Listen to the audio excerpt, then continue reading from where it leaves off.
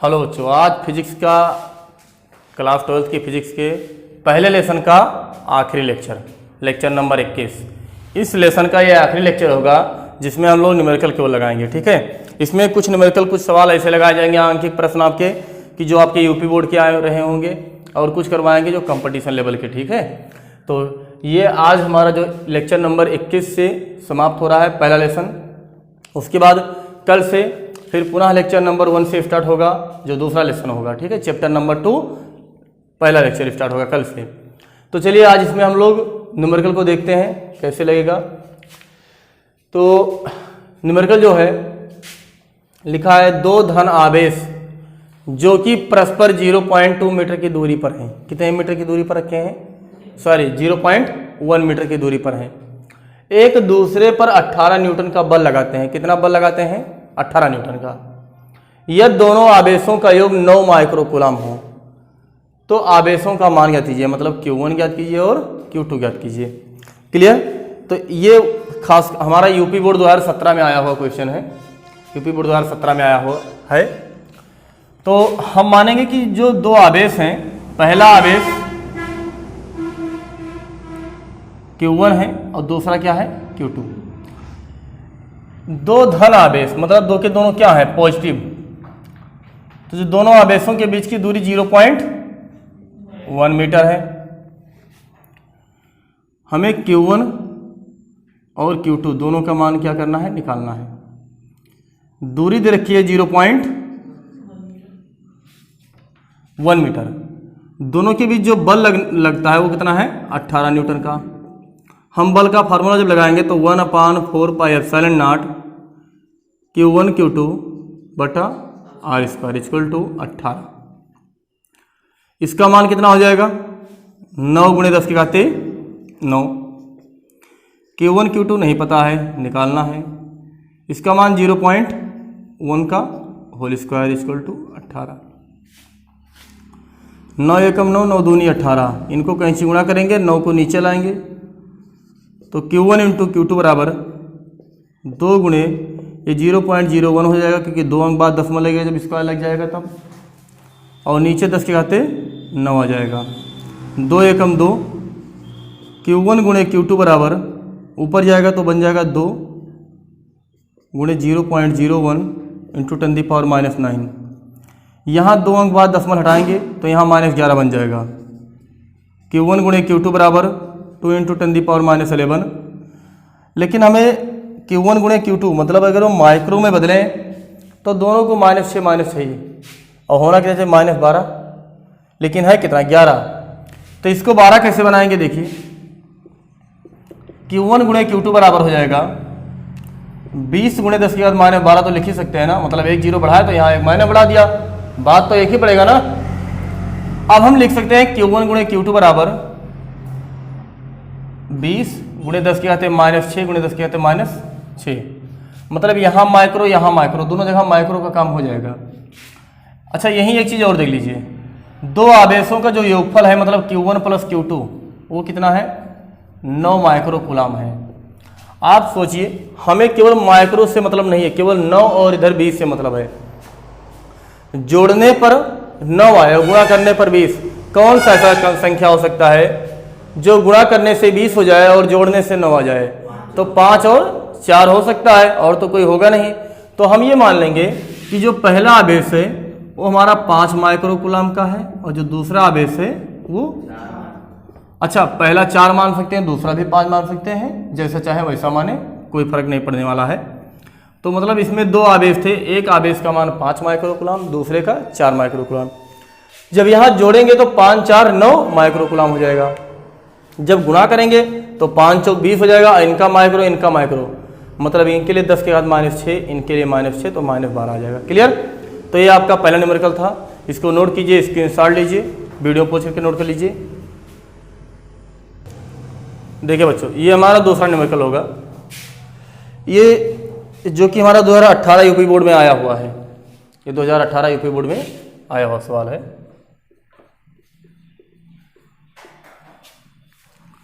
लिखा है एक विद्युत द्विध्रुव आप लोग को पढ़ाया गया है। यदि नहीं पढ़ाया गया तो आप पिछला लेक्चर उसमें देखिए, मिल जाएगा आपको। जिसकी लंबाई 4 सेंटीमीटर है को, मतलब वैद्युत द्विध्रुव को एक समान वैद्युत क्षेत्र 10⁴ न्यूटन प्रति कूलाम से 30 अंश पर रखने से 9 × 10⁻²न्यूटन मीटर का बल आघूर्ण लगता है। क्या लगता है? बल आघूर्ण लगता है। द्विध्रुव आघूर्ण ज्ञात करना है। क्या ज्ञात करना है? द्विध्रुव आघूर्ण। तो सबसे पहले हम देखेंगे क्या क्या दे रखा है। तो गिवन दैट, क्या देखेंगे? Given that. आप जब कभी परीक्षा में लगाएंगे तो सबसे पहले लिखेंगे गिवन दैट, क्या क्या दे रखा है।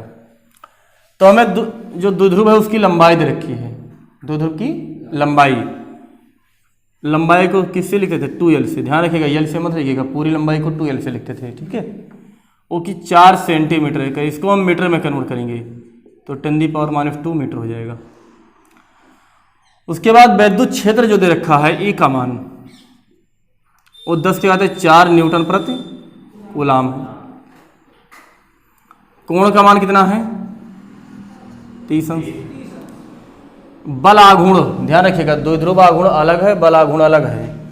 जो अपना बल आघूर्ण होगा उसको टार्क बोलते हैं, मोमेंट। टाउ बराबर 9 × 10⁻² न्यूटन मीटर। हमें द्विध्रुव आघूर्ण निकालना है। क्या निकालना है?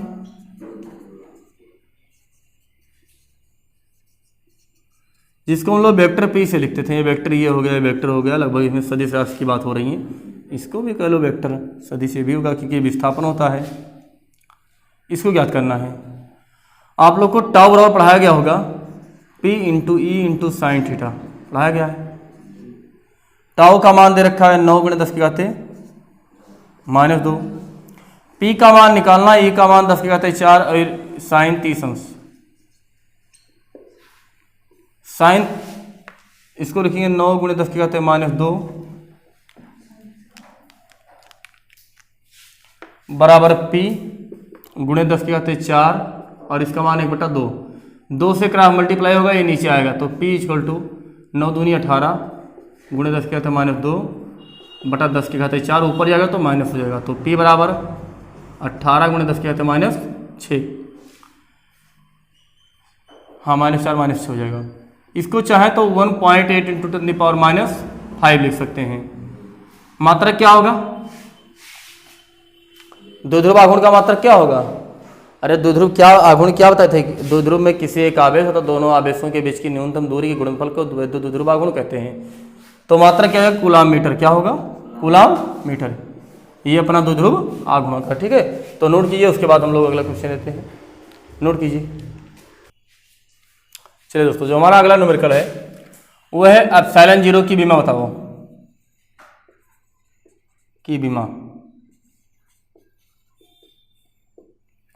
क्या लिखना है? ε0 की बीमा। और ये हमारा JEE मेन 2013 में आया हुआ क्वेश्चन है। JEE मेन 2013 में कहीं दे दिया होगा गलती से। ε0 की बीमा निकालना है तो सबसे पहले ε0 का मात्रक होना चाहिए, तभी तो बीमा निकलेगा। तो निर्वात की जो वैद्युतशीलता ε0 होती है उसकी हम मान होता है 8.85 × 10⁻12 कूलाम स्क्वायर प्रति न्यूटन मीटर स्क्वायर। ये तो होता है। अब बीमा हम निकालते कैसे? बीमा निकालते हैं मात्रकों से।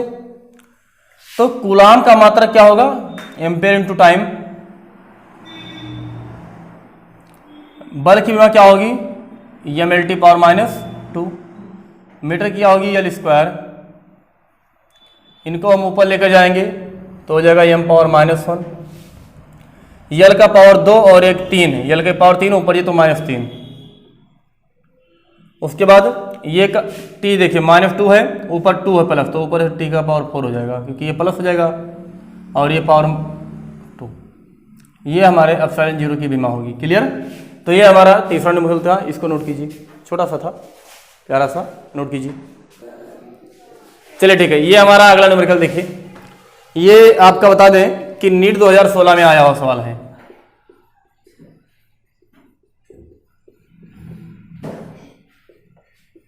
फर्क कितना है? केवल हिंदी में लिखा है, बाकी इंग्लिश मीडियम में सेम टू सेम पेपर में आता है।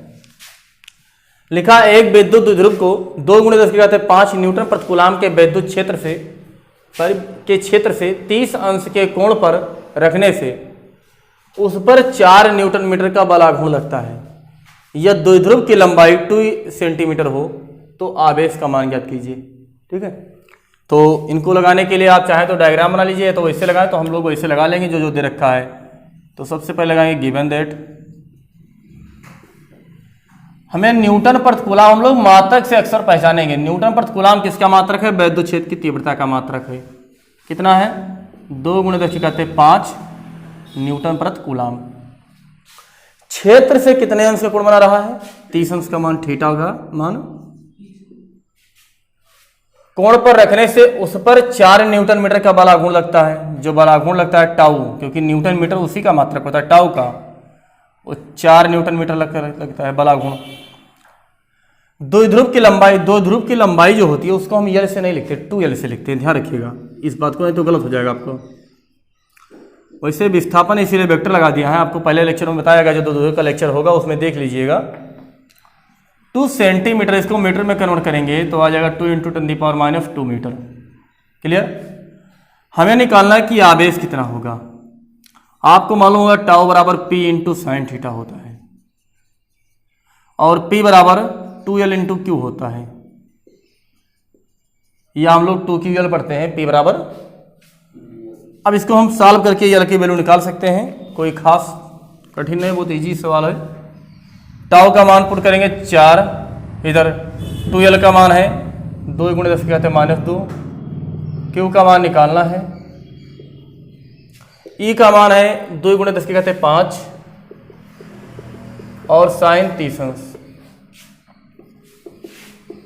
2 दूनी 4, 5 में से 2 जाएगा तो 3 बचेगा, कि वो ऐसे रहेगा साइन 30 अंश का मान 1/2। 2 दूनी 4, 2 एकम 2, 2 दूनी 4, 3 को नीचे लाइए तो Q बराबर 2/3 10⁻3 ऊपर जाएगा तो -3 हो जाएगा। अच्छा, कूलाम लिखना चाहिए तो हम करेंगे क्या? 2 मिली कूलाम। अरे मतलब क्या बताए थे कि मिली मतलब 10⁻³ लगा तो मिली लिखते हैं, -6 तो माइक्रो, नैनो लगाते हैं, -9 पर पिको लगाते हैं, -12 पर फर्मी लगाते हैं, -15 पर, ऐसा मालूम है ना। तो चलिए, आपका नीट 2016 का सवाल था, इसको नोट कीजिए। उसके बाद हम कुछ और कंपटीशन के सवाल ले रहे हैं, नोट कीजिए फास्ट। चलिए देखिए, ये हमारा अगला न्यूमेरिकल है जो कि आपकी मेडिकल लेवल या PMT में 2013 में आया हुआ है। लिखा एक गोला जिसकी त्रिज्या r है, आवेश का आयतन घनत्व रो बराबर kr है। k क्या है? नियतांक है। कह रहा है स्मॉल r गोले के केंद्र से दूरी है, तो गोले के पृष्ठ पर वैद्युत क्षेत्र निकालना है। तो सबसे पहले आप इसको देखिए और बताइए कि ये जो गोला है ये कैसा है, चालक है या कुचालक है? गोला है ये हमारा कंडक्टर है या नॉन कंडक्टर है? बताइए। देखिए, ये गोला होगा जिसकी त्रिज्या r है, केंद्र वो है। कह रहा है इससे स्मॉल r दूरी पर इसकी सतह पर निकालना है। स्मॉल r दूरी पर इसकी सतह है, मतलब स्मॉल r किसके बराबर है? कैपिटल R के। बोल अरे भाई, पृष्ठ पर यहाँ पर हमें इलेक्ट्रिक फील्ड निकालना है तो ये किसके बराबर हो जाएगा? अब ये गोला केवल आपको इतना बताना है कि गोला हमारा चालक है या कुचालक, खोखला है या ठोस है। सवाल को देखिए, बताइए। यहीं पर केवल वो कंपटीशन लेवल बना रहा है और कोई दम नहीं है इसमें। कुचालक है, क्यों? ये ठोस है और कुचालक है क्योंकि कुचालक और ठोस में ही आयतन आवेश घनत्व देता है, बाकी ले क्षेत्रीय आवेश क्षेत्रफल आवेश घनत्व लगता है। ठीक है, सिग्मा लगता था, पढ़ाएं आपको। ये आपका भी पिछला लेक्चर नंबर 20 में कल करवाया गया है। अब देखिए, वैद्युत क्षेत्र की तीव्रता सतह पर क्या होता है कुचालक गोले के कारण?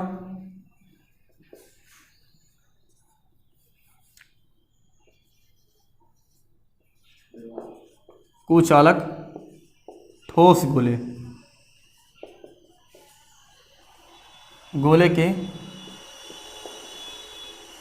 सतह पर, जब सतह पर तो E = कल पढ़ाया गया होगा रो r। अच्छा, यहाँ दूरी हमें यहाँ निकालना था तो ये स्मॉल r लिखना है, लेकिन ये दोनों r बराबर होंगे क्योंकि ये कह रहा है सतह पर ज्ञात कीजिए गोले के पृष्ठ पर वैद्युत क्षेत्र, यानी यहाँ पर निकालना। तो केंद्र से ये दूरी कितनी त्रिज्या? अरे भाई, इसके त्रिज्या के बराबर है तो होगी। 3 एप्सिलॉन नॉट। अब करना क्या है, यहाँ पर रो का मान पुट कर देना। कितना रो का मान, K इंटू R। अब वो हमारा जो स्मॉल r है वो किसकी वैल्यू दे करेगा, कैपिटल R की। अरे ये तो फार्मूला होता है, यहाँ स्मॉल r रखना चाहिए, लेकिन हम क्या रखेंगे, कैपिटल R। क्यों, क्योंकि सतह पर जाने के लिए हमें इसके स्मॉल r का मान कैपिटल R यानी त्रिज्या के बराबर होना चाहिए। ठीक है, तो हो जाएगा into R upon 3 epsilon not. तो हो जाएगा K R square upon 3 epsilon not. ये हमारा ये IPMT 2013 का सवाल रहा और ये न्यूमेरिकल नंबर 5 था। ठीक है, इसको नोट कीजिए, उसके बाद एक और हम लगवा रहे हैं, नोट कीजिए, स्क्रीनशॉट लीजिए। चलिए दोस्तों, ये हमारा जो न्यूमेरिकल नंबर 6 होगा, ये हमारा IIEEE 2012 में आया हुआ है। उस समय IIEEE चलता था और IIT चलता था। अब JEE मेन और एडवांस उसी सत्र से हो गया था 2012 के बाद से 13 से। तो JEE मेन का सवाल है या आप IIEEE लेवल का कह सकते हैं। ये कुछ इस तरह से इसमें ग्राफ दे रखा है और आप जानते हैं कि कंपटीशन में जो ग्राफ है वो खूब ज़्यादा आते हैं। लिखा है त्रिज्या R तथा संपूर्ण आवेश Q वाले एक समान आवेशित गोले से विद्युत क्षेत्र E को गोले के केंद्र से स्मॉल r दूरी के फलन के रूप में आरेखित किया गया है। सही ग्राफ कौन सा होगा, यानी जो ग्राफ बनाया गया है वो एक ऐसे गोले के लिए बनाया गया है जिसमें संपूर्ण आवेश Q वाला है, जिसमें टोटल आवेश कितना वितरित है, Q, और विद्युत क्षेत्र E, और कह रहा है कि वो दूरी के अनुसार किस प्रकार बदलेगा। तो इनको देखिए, केवल सवाल को देखकर आपको समझ जाना चाहिए कि ये किस गोले के लिए दे रखा है। वो हमारा गोला खोखला है या ठोस है, चालक है या कुचालक है। तो इसमें कह रहा है संपूर्ण आवेश Q वाले एक समान आवेशित गोला है, मतलब जो गोला है उसमें आवेश संपूर्ण रूप से भरा हुआ है अंदर। इसका मतलब क्या निकल रहा है बच्चों, कि वो गोला कैसा है, कुचालक है। कैसा है, कुचालक है, और उसके अंदर आवेश क्या हुआ है, रखा हुआ है। और किसी कुचालक गोले के कारण जो विद्युत क्षेत्र की तीव्रता के लिए और दूरी के साथ में जो ग्राफ आता है वो इसके पिछले लेक्चर 20 में करवाया गया है। हमने कुचालक गोले के लिए डेरिवेशन भी करवाया है 3 कंडीशन पे, उसके लिए ग्राफ भी बनवाया था, और जो ग्राफ आया था वो हमारा ये वाला आया था, C ऑप्शन आया था, नहीं आया था। यदि आप नहीं देखे हैं तो आप पिछला लेक्चर देखिए, उसको लेक्चर नंबर 20। ठीक है, उसमें बाकायदा ऊपर लिखा है कुचालक गोले के कारण विद्युत क्षेत्र की तीव्रता। ठीक है, तो पहले क्या होता है, पहले एक रैखिक बढ़ता है, उसके बाद धीरे धीरे एक परवलयाकार घटता जाता है। इस तरह का ग्राफ आएगा, तो इस प्रकार हमारा ऑप्शन नंबर 3 सही होगा। ठीक है, ओके दोस्तों, आज से हमारा लेसन पहला समाप्त हो रहा है, जो कि हम लोग NCERT के मुताबिक उसके अनुसार पढ़ रहे हैं। कल से हमारा एक नया लेसन स्टार्ट होगा जिसका नाम होगा वैद्युत विभव तथा संधारित्र, मतलब उसमें इलेक्ट्रिक पोटेंशियल वोल्टेज के बारे में पढ़ना है और कैपेसिटर के बारे में, जो कि बहुत ही इंटरेस्टेड क्वेश्चन मतलब टॉपिक होने वाला है, बहुत अच्छा है, और उससे काफ़ी सवाल यूपी बोर्ड के साथ साथ कंपटीशन में भी ज़्यादा बनते हैं। ठीक है, तो तब तक के लिए गुड बाय, ओके।